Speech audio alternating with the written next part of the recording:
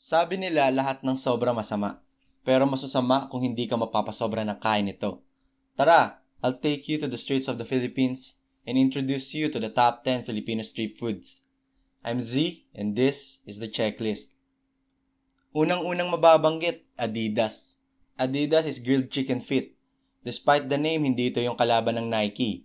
It is marinated, grilled, and dipped in spicy vinegar sauce. Very common at street grills, lalo na sa gabi. Speaking of gabi, hindi ko alam kung bakit madalas binibenta ito pag gabi. Ano pa ba, Eddie? Balut! Balut is a fertilized duck egg that's boiled and eaten with salt or vinegar. And as I said, it's usually sold at night by roaming vendors and is one of the most iconic Filipino street foods.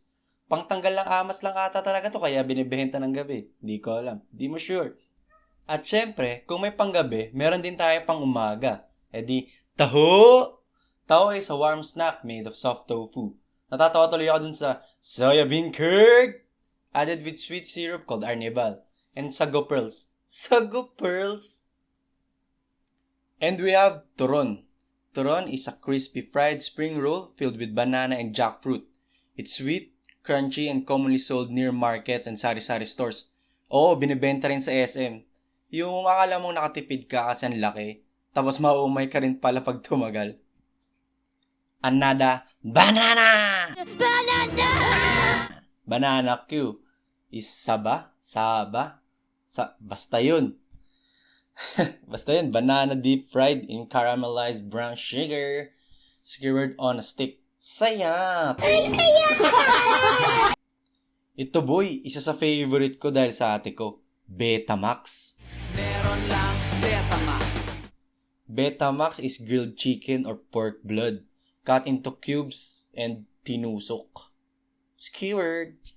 It's crispy on the outside, soft inside, and dipped in vinegar or spicy sauce. Ay nako, sayap, boy. Ito personal preference lang, pero mas gusto ko ito pag baboy. Isaw.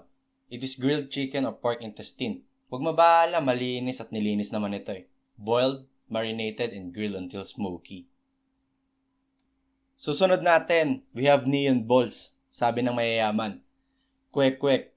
It is deep fried quailed eggs coated in bright orange batter. At syempre ganun din, dip in spicy vinegar sauce. Parang naabutan ko ata ito mga 10-4. Di ko maalala eh, di ko sure.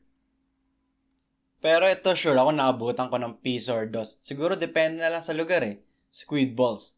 Squid balls are deep fried balls made from processed seafood, mainly squid mixed with starch and seasonings.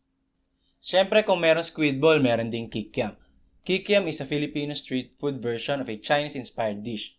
It's made from ground meat or seafood mixed with vegetables and seasonings, shaped into long rectangular lugs. Wow, rectangular lugs? Oo, alam ko sa sobra tayo isa. Sorry. Pero sabi kasi nila magkasama lagi yung squid ball at kikiam eh. So, para sa huli natin, kilalang kilala, fishball. Fishball is the most common Filipino street food of all time. Deep fried fish paste balls served with any sauce you like. O diba ang mura? Tas busog ka pa. Comment nyo kung anong favorite Filipino street food nyo. Rate nyo na rin ng 1 to 10 sayap points. Baka maisipan kong tikman sa susunod. Don't forget to subscribe guys. Maraming salamat.